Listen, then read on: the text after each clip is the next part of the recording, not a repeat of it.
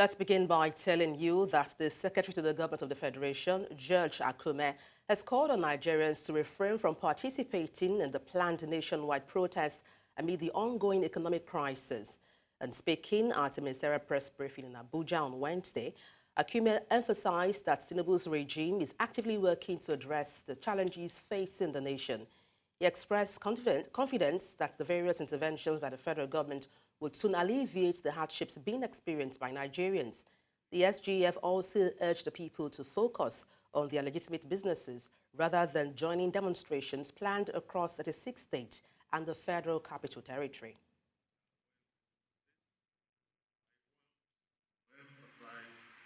Because constructive engagement is more important, it's preferable, and more result-oriented than when we seek to go on protest marches. I recall as a student in the 70s, I think 1970s, somewhere, when we said Ali must go, protested, and the whole protest went out of control. Tragedies were recorded on many campuses. We said Ali must go. Ali didn't go anywhere. He remained the Minister of Education. He appeared before a judicial inquiry. Ali was later to become senator and even vetted some candidates for appointments into the federal cabinet. It's just like NSAS protests. They yielded anything but negativity. So you see, it's not everything that must protest, you must do this. I'm explaining this to you because you're very knowledgeable people. You do your research. If I'm off the mark, you can know. Even if you were not home. The Plateau State government has said there is no need for the planned nation protest slated for August 1st. And speaking at a gathering of youth in the state through the Secretary to the Government, Samuel Jatau, Governor of Caleb Mofang, said the peculiarity of security issues in Plateau State was necessary for the call to refrain from the protests in the state. Our correspondent, Chizoba Anyanwe, tells us more. It is no longer news that August 1 has been set aside for a nationwide protest to express the displeasure of Nigerians on the economic hardship experienced by many citizens in the country. Prices of foodstuff and other commodities have continued to soar, making many people to live from hand to mouth.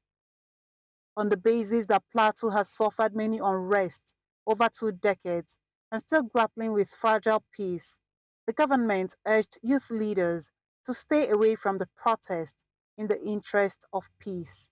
You are the leaders. This is the time for you to draw your inner strength and lead your people very well. You know that on the plateau, peaceful protest has a very thin line of turning into violence. Do you agree with me? From history. Now, do we want to begin to destroy our parents' cars, our uncle's shops, government property, which is your property? Will that help us? That will only result in taking the hand of the clock back. So that is not the best way to go. Lending its voice to this call is the Plateau State Coalition of Youth Leaders during a press conference in Jos. We in Plateau State wish to unequivocally disassociate ourselves from the anticipated protests due to the ambiguous and unclear circumstances surrounding it. As responsible youth leaders within our respective communities, we are deeply committed to the welfare and well-being of our people. We pursue these objectives with a foundation of equity, reciprocity, aiming of peace and development of our communities. The Plateau State Police Command, in an exclusive interview with News Central, says measures have been put in place to ensure the safety of both lives and property with or without the protest. During the protests, we want to assure them of their security before, during, and after the protest. So we have been asking them to come out and come and talk to us on how they want to move, and we will advise them on where they should go to and where they should not go to in order not to aggravate situations on the plateau. And like you know, Plateau State has its own fair share of unrest. But by the grace of God, today we have been having relative peace. Alfred Alabo further added that no group had expressed interest in the planned protest, rather those of them that are dissociating themselves from the exercise. In Jos for News Central, Chizoba Anyonwe.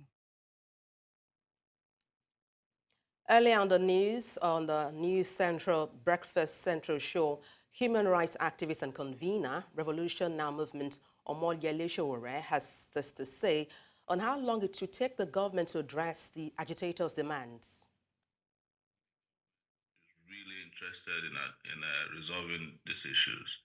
Let me, bring your minds to when the president wanted to approve the minimum wage, the one that we are opposed to, which is the 70,000 naira minimum wage that can buy a bag of rice. It took them just a few hours to get the rubber stamp Senate and House of Rep to approve it. When he wanted to extend the tenure of the Inspector General of Police by 4 years, it took them just a few hours.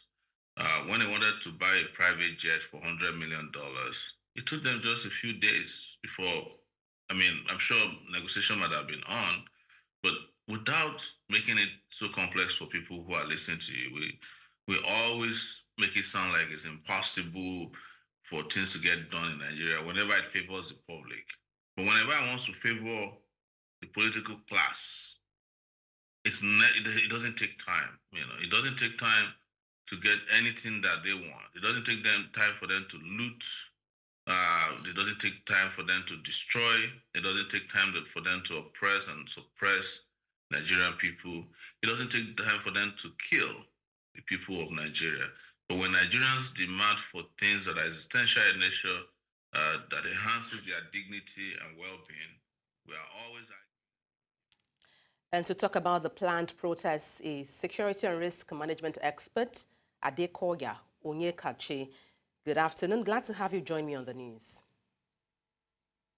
Good afternoon. Thank you for having me.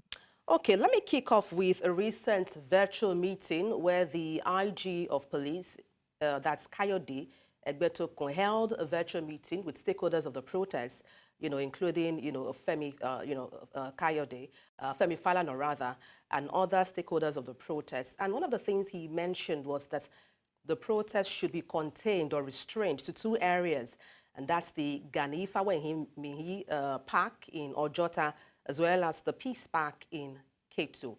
What do you make, in terms of this when it comes to peace and security, looking at the, impression, from that conversation they had yesterday? Okay, thank you very much. I think you raised a very important topic here.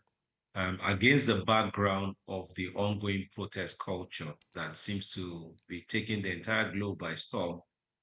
Recently, you had the protests in Bangladesh. We've had yesterday at Southport in the UK protests. There's been ongoing protests in Israel, in the US, in different parts of Europe, in Serbia. So there seems to be a protest culture, and lest I forget Kenya. And we see now that very quickly, some of these protests can quickly delve and result into civil disobedience. And then you have the consequent issues that comes with that, with looting, with rioting, with destruction of public property. Case in point again is Venezuela and the current protests going on over the election. So I think the IG on his part is perhaps within his right to express some concerns on the risk, given the trend of events globally, that things can quickly snowball into a bigger issue. Well, on the side of the, yes, go ahead. Well, I was going to say that in as much as we understand the potential for chaos to break out, and then the police themselves, having said they have intelligence, certain people will cause anarchy, shouldn't they, them then be ready and try to protect, the genuine protesters themselves? Absolutely. It's part of preparedness to preempt, to forewarn, to detail. It's called risk anticipation. And then you can begin to plan out how you manage or treat risk. So the IG is anticipating that possibility, the likelihood of it being hijacked. If you follow his statements, though he shared his disagreement, I found the conversations very open and very interesting.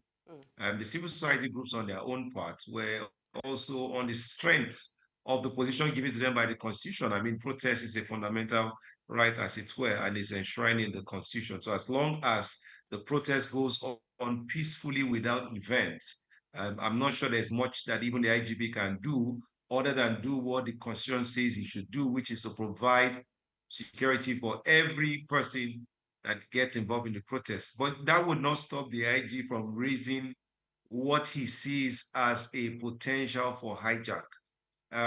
Importantly, if you look at the lethargic nature of law enforcement response and the hydra-headed issues that the security forces are facing, you can quickly understand why there will be apprehension. The military has operations in over 30 states. The police is currently stretched thin.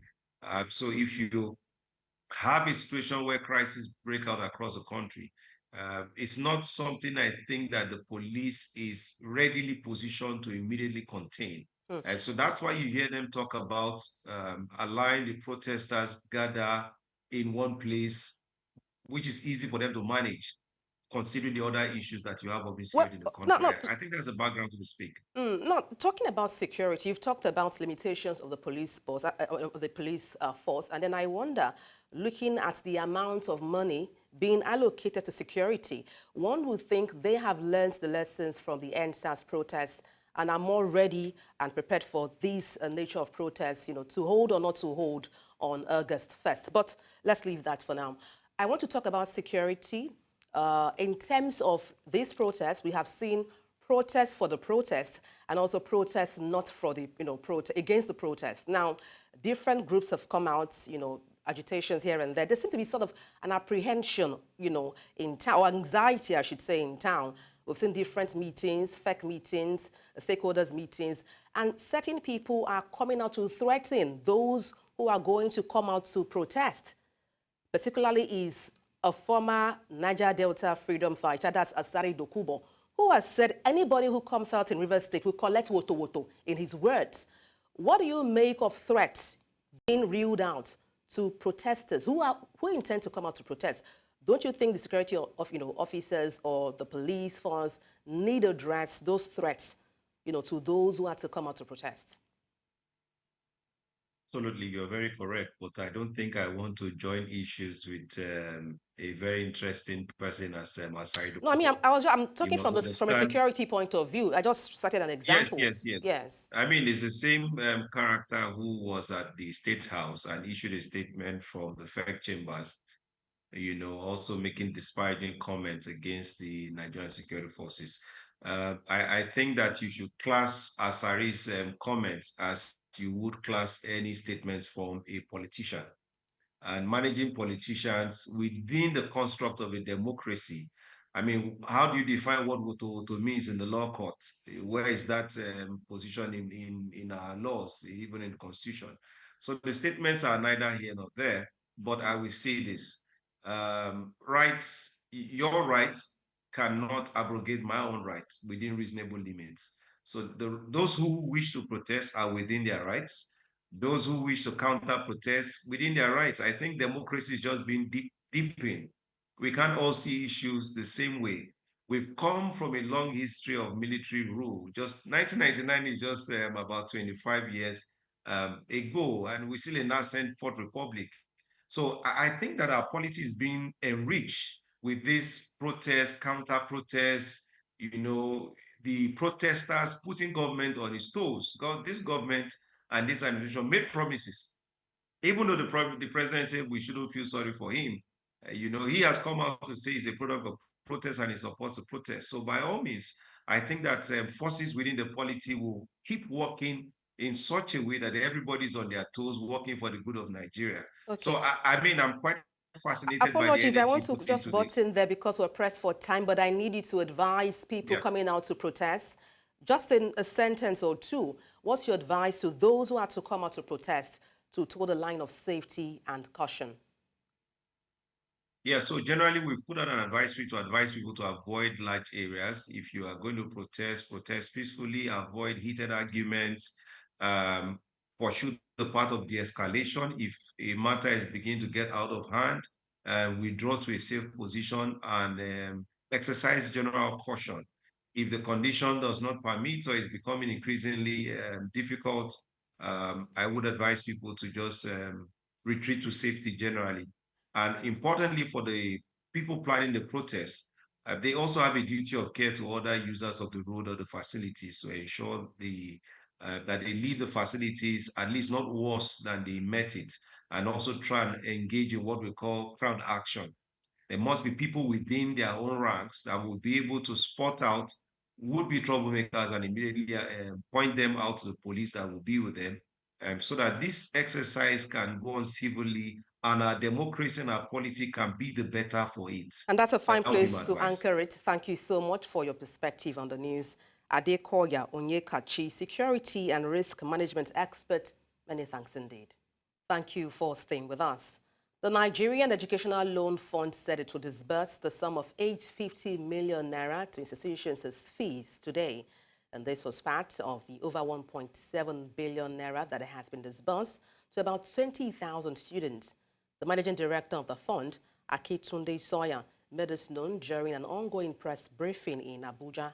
Earlier, Sawyer revealed that the fund had been disbursed as institutional fees to 20,000 students through their institutions. He also notes that a total of 260,000 loans, including institutional fees and upkeep, have been approved.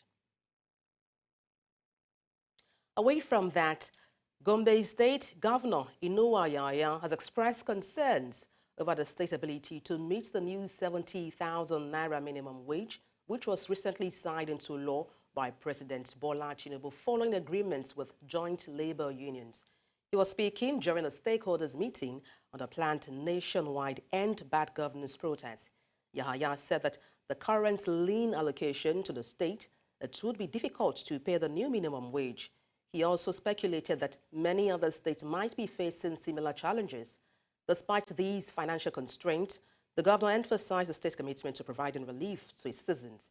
He also highlighted previous palliative and ongoing investments in human capital development, education, health, and agriculture. President Bola Tinubu has extended his heartfelt condolences to the family of the late Onyeka Oweno, a renowned singer, songwriter, actor, journalist, activist, and politician. The president mourns the passing of the Queen of Songs, whose iconic song, One Love, in the 1990s promoted unity and harmony. He recalls a notable collaboration with King Sunny Ade on Wait For Me, a family planning campaign in the 1980s. President Tinubu celebrates Owenu's versatile talent, which brought joy and laughter to many through her various artistic endeavors. The president offers his condolences to the entertainment industry, the Imo state government, and fans worldwide who are mourning the loss of these legendary artists. He prays for the repose of her soul and that she finds eternal joy in the afterlife where the music never fades and there is dancing in the sun.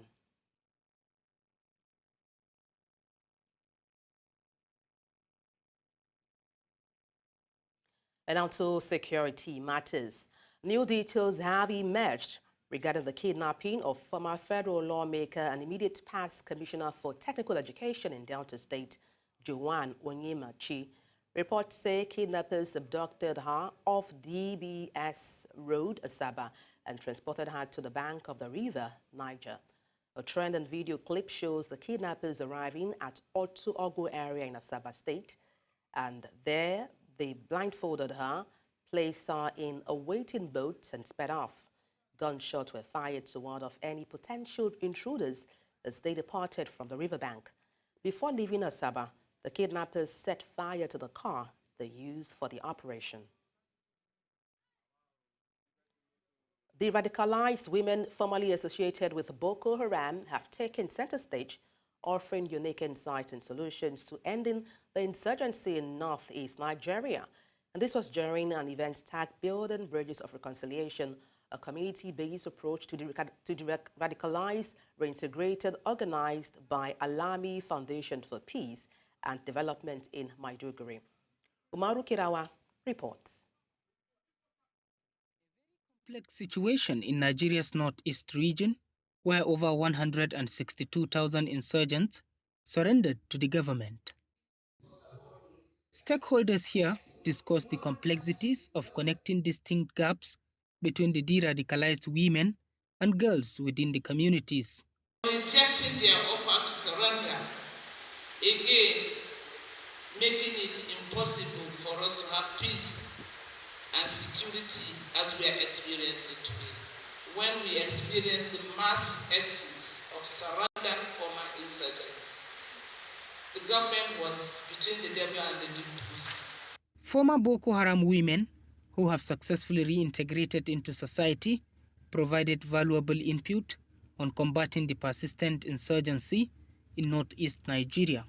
Wanda ya taso daga daji in ya zo da yara kamar yaro mai shekara 10 zuwa shekara 17 dan Allah dan Annabi a bude makaranta.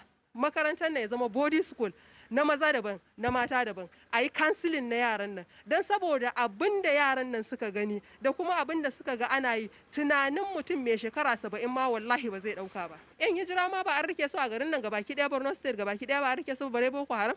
Duk matan da ta zo bata da miji kar a bar ta fita. To idan ta fita a yayin haka din shine wasu kuma suke amfani da ita su bata bom kuma ta sake dasawa. Taimakon mu da gwamnati za ta mana. Muna neman ta taimake mu da wani aiki ko na leburanci haka wanda za mu samu tana dan biyan mu wani abu duk wata, mu samu mu taimaka wa ƴaƴayenmu ta hanyar karatu da abinci da sauran ɗawainiyansu. Out of the 30 of them, within a period of 3 months, they were able to call back 160 from men and women from the bush to come down to be disarmed and then to the state actors. Among the 90 we have so far integrated, we selected 10 of them who have some level of secular education and are very well versed in the Quranic education, and then took them for peer learning. The reconciliation gathering underscores the importance of leveraging the experiences of former insurgents to develop effective and sustainable solutions for peace and security. In Maiduguri for News Central, Umaru Kirawa. Nigeria's National Emergency Management Agency says that 44 persons have lost their lives to flooding since the onset of the raining season in the country. And this was as the agency released and presented its 2024 floods updates to the general public in the nation's capital, Abuja. Our correspondent, Emmanuel Bagudu, has details. Several agencies about potential flooding in the country, Nigeria's government has been tasked to mitigate floods. According to the nation's Emergency Management Agency, Nigeria continues to be heavily affected by floods because of its large population. At this gathering of emergency and security agencies in the country, respondents say there is a need to put plans in place aimed at mitigating the effects of the ongoing flooding crisis being witnessed in the country. It is hoped that these actions, together with those of other stakeholders, will reduce to the barest minimum the impact of flooding this year. We have been able to create awareness around the entire nation, and so many people are working hard to ensure that globally. I don't think, certainly in my lifetime, and I'm starting to get a little bit long in the tooth, that we have seen so many disasters. We have droughts, we have flooding, we have food insecurity and malnutrition at unprecedented levels. Emergency respondents here also considered the 2024 flood report, which revealed that 20 states in Nigeria are affected by floods, including 52 local government areas. The report also claims that 44 persons have already lost their lives, with 367 citizens injured. So far, reports I've gotten from the ZTOs indicate that as a result of these incidences, No camps in some states have already been established. That's why we are not here talking about maybe the sectors that have been activated as of yesterday, the 29th of July. The Director General of the National Emergency Management Agency revealed that the agency is well prepared to manage emergencies and highlighted several equipment already on ground. We have boats, and before this started, we were able to send out life jackets to a lot of states. And when you go to all the places we have our offices, we have evacuation instruments readily available. We are monitoring the situation with the government, but again, it's the government that has the lead. It's NEMA working with the Meteorological Institute, and I know that they have increasingly sophisticated measures to do this. Experts will be hoping that this meeting will help ensure that government is well able to respond to all emergencies arising from the floods. In Abuja for News Central, I'm Emmanuel Bagudu. Nigeria's presidential compressed natural gas initiative has given away 400 free conversion kits to car owners in 3 northern states of the country and the Federal Capital Territory, Abuja. The kits were distributed during an awareness rally in Abuja, which was attended by road transport workers and aimed to promote the use of compressed natural gas and the transition to cleaner energy. Our correspondent, Joshua Imarai, has details. In a bid to mitigate the impact of petrol subsidy removal, the Presidential Compressed Natural Gas Initiative distributes 400 free conversion kits to car owners across 3 northern states of the country and the Federal Capital Territory. The kits were handed out during the Park-to-Park Compressed Natural Gas Conversion Mobilization Rally in Abuja, the nation's capital. Stakeholders at the event say the initiative seeks to tap into Nigeria's abundant gas resources, unlocking their vast potentials. And Mr. President's message is very simple. We have gas. Nigeria sits on a payload of gas. Nigeria should use our gas, which is more cheaper, it's safer, and more reliable. In terms of private vehicle owners, they constitute 10% of Nigerian vehicular traffic. We are focused on the mass transit, which is 90%, and rightly so. But I can assure you that the private sector, including some of our convention partners, are developing financing programs to enable private sector, especially employees who earn regular salaries, to be able to access these opportunities as well. Stakeholders in transport sectors are urging their counterparts to take advantage of the initiative, saying it can help address the challenges occasioned by the rising cost of fuel in the country. It's a very good development, you know. This is one of the initiatives of Mr. President, and of course the Director General is doing his very best to ensure this is starting a very sound footing by carrying along all the stakeholders. My message to our members and all the transport users across the country is to make sure to make use of this opportunity and support the present administration. Some others in the energy and transportation sector say this initiative will help reduce Nigeria's dependence on fossil fuels, thereby enhancing energy independence and contributing to a more secure energy future for Nigeria. In Abuja for News Central, I am Joshua Imarai. Regional lawmakers have called for efforts aimed at managing plastic waste in the sub-region, saying it degrades the environment and poses a major challenge to the sub-region's coastline. And this was as members of the ECOWAS Parliament converged in Ghana for the Parliament's delocalized meeting by its Joint Committee on Agriculture, Environment, Natural Resources and Mining. Amadine Oyi reports. As regional lawmakers converged on Winnipeg in Ghana for the opening ceremony of the ECOWAS Parliament delocalized meeting of the Joint Committees on Agriculture, Environment, Natural Resources and Energy, Mining and Infrastructure. The meeting reviewed environmental challenges affecting the sub-region arising from the non-management of plastic waste. Our region, the cradle of vibrant cultures and exceptional natural resources, faces a significant environmental challenge that threatens our development and collective well-being, the proliferation of plastic waste. Lawmakers say the meeting will make available an opportunity to deliberate on ways and means of combating plastic waste, which is posing a major challenge to member states and their coastlines. The role of this joint committee is therefore crucial in ensuring that various sectors of the economy foster the needed synergies in a well-coordinated manner to promote environmental sustainability. The theme for this meeting, plastic waste management, challenges and prospects in implementing community policies, is therefore appropriate and could not have come at a better time. This time we provide some answers. May this meeting stand out not for the eloquence of our words, but for the courage of our actions in combating plastic pollution. They say the sub-region must present a roadmap that will solve the problem of plastic waste once and for all. The eyes of our fishermen, our farmers, our market women, indeed, the eyes of all West Africa and the world are upon us.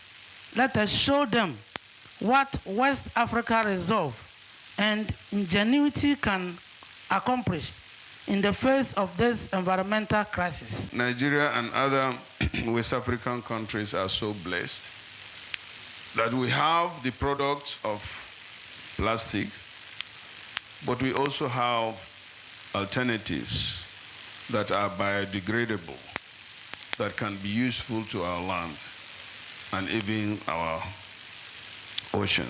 Members of Parliament also expressed worry at the inability of available infrastructure to manage plastic waste, saying it currently compounds the problem.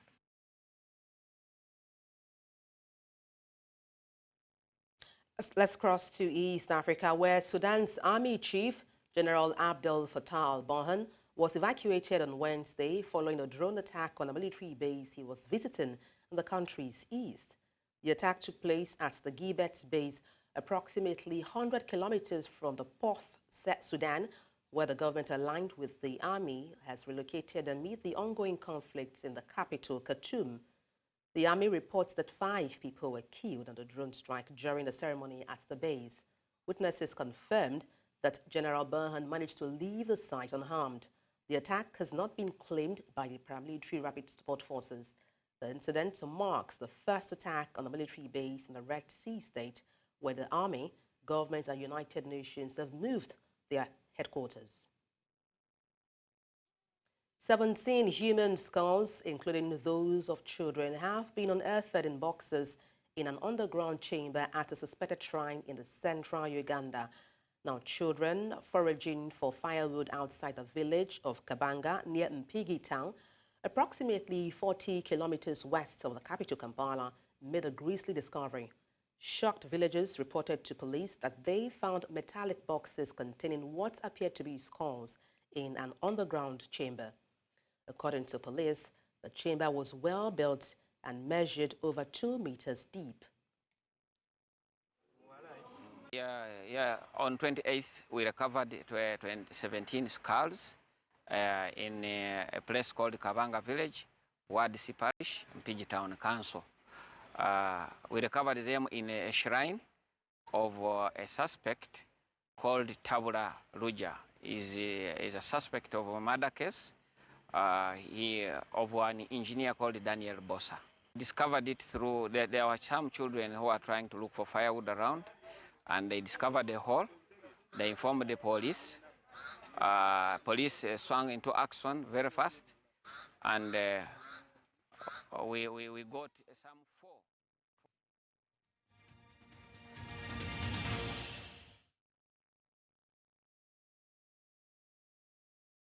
Militant group Hamas announced on Wednesday that its political leader, Ismail Haniyeh, was killed in an Israeli strike in Tehran. Now, according to a statement from Hamas, Haniyeh died in a Zionist strike on his residence in the Iranian capital after attending the inauguration of Iran's new president. Senior Hamas official Taha al-Nunu called it a direct targeting of Haniya at his residence, adding that the method of the killing is being investigated by Iranian authorities. In a separate statement, Haniya's son, Abdul Salam Ismail, said his father achieved his wish and emphasized that the resistance against foreign occupation would not end with the assassination of their leader. He affirmed that Hamas would continue to struggle until liberation. For more on this, I'm joined by Afia Hagen, our international correspondent. Afia, glad to have you join me. What's been the response so far to the killing of the Hamas leader? Well, Jordan has led the reaction from the region and beyond, and says it condemns in the strongest terms Israel's assassination of the Hamas leader, and that will lead to more tension and chaos in the region. Now, a reminder that Israel has not commented or said it was behind the attack, but it's thought that Israel was behind the attack. It's also been condemned by Lebanon, whose prime minister has also warned of escalation in the wider region at an urgent meeting of his cabinet this morning. China's foreign ministry have also commented and said that it resolutely opposes and condemns the assassination and is deeply concerned about more turbulence in the region. The Turkish foreign ministry also said that the assassination shows that Israel, which again, I must add, have yet to claim responsibility for the attack, but they said that it shows that Israel has no intention of achieving peace. The Turkish government want to say that the attack also aims to spread the war in Gaza to a regional level. If the international community does not take action to stop Israel, our region will face greater conflicts. So Jordan, China, Turkey, all condemning the attack, but also reiterating their fears that this could lead to an escalation in the region. Well, how does this, trickle down? Do you see a ripple effect? Will these escalate, for instance, tensions in the Middle East? You're absolutely right about a trickle down or a ripple effect. Now, let's remember, outside the Israel-Gaza conflicts, there has been sort of skirmishes between Israel, Iran earlier on this year, and an Israeli airstrike, actually killed 3 of Ismail Haniyeh's sons, and 4 of his grandchildren were also killed in that airstrike. And as well, yesterday, it's been a really turbulent 48 hours in the region. Yesterday, we had the assassination of Fawad Shakur, he was a target of an intelligence-based assassination, and that took place in Lebanon, in Beirut. A rocket landed in Beirut and killed him. So it seems that the immediate concern that there is an escalation in the region is now a reality. And it's about what Iran's response might be. It's clear that nobody wants an all-out war at the moment, but it is a massive escalation, and it really, really does change the parameters of what we are seeing happening in the region. 2 senior leaders of Iran-backed groups, Israel and Hamas, killed in the past 24 hours. It really, really could see, and it seems that this could absolutely be an escalation. The problem is now what Iran will do in retaliation. It's absolutely clear that Tehran will see this as an embarrassment because Haniyeh was killed in their country. He was attending the inauguration of their supreme leader, and it's an attack on them. It's an attack on their security. So they will see this as an embarrassment, and you can be absolutely sure that there will be a retaliation. It's what that retaliation will be and where it takes the Middle East afterwards, which is the big concern at the moment. Now let's talk about, what this means in terms of peace. Do you see this, bringing about, peace talks concerning the Israel and Gaza war?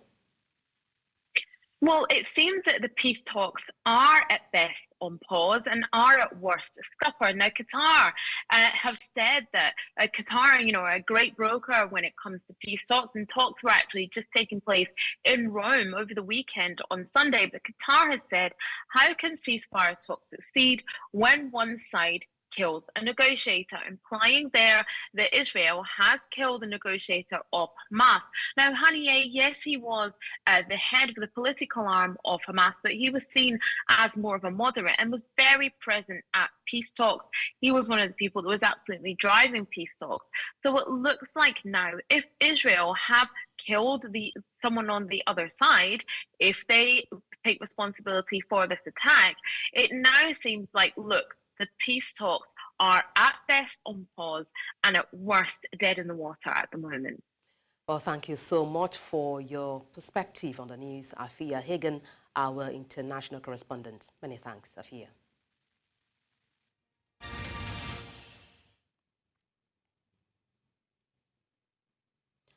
In business, Nigeria has requested a $500 million loan from the World Bank for the Sustainable Power and Irrigation for Nigeria project.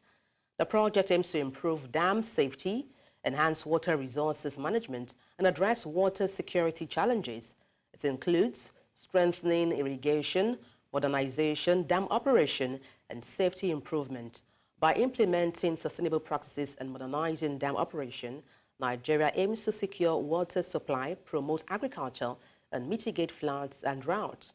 Dr. Samson Simon, Chief Economist at ARC Economics and Data Limited, shared his insight on this. Let me cite the example of 2022 floods.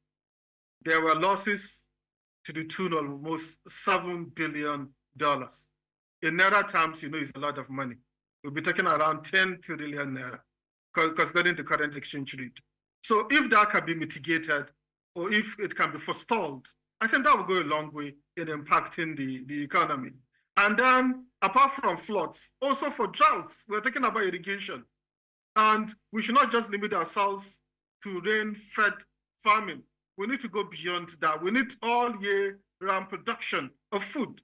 So if your place has the issue of rainfall or shortfall of rainfall,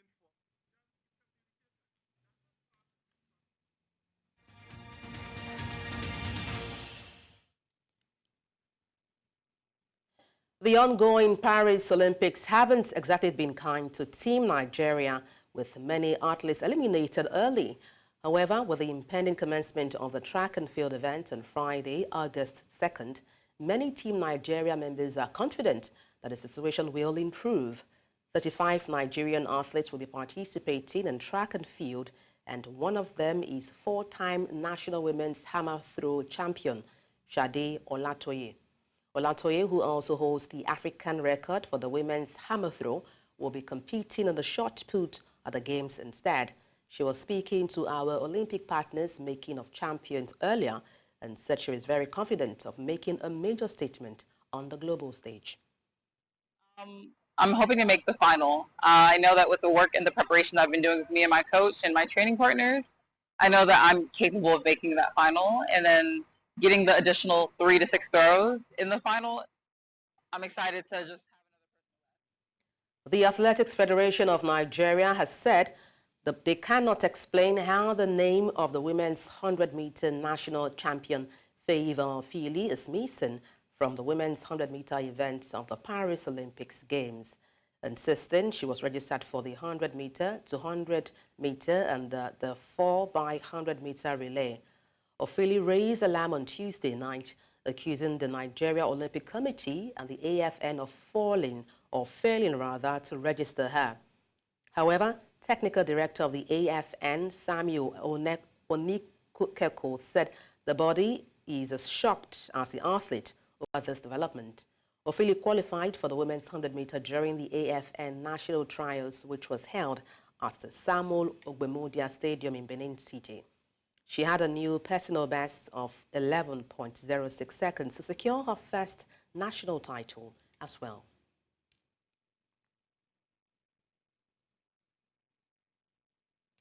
Jamaica's 2x 200 meters world champion, Shericka Jackson, will not contest the sprint double at the Paris Olympics after dropping the 100 from her program. The team manager, Ludlow Watts, said this on Wednesday.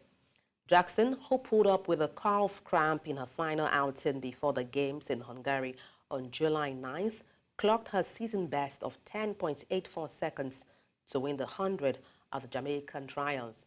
Meanwhile, Olympic debutant Tia Clayton and twice Olympic 100 champion Shelley Ann will carry Jamaica's best medal hopes in the Blue Riband event.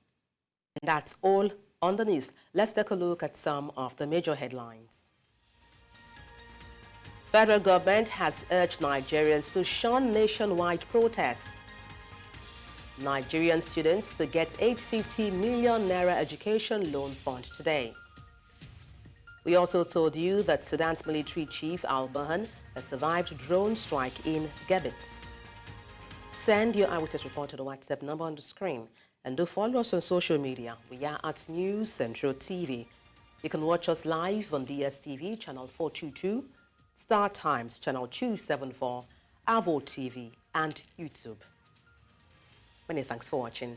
I am Adebola Adedugba.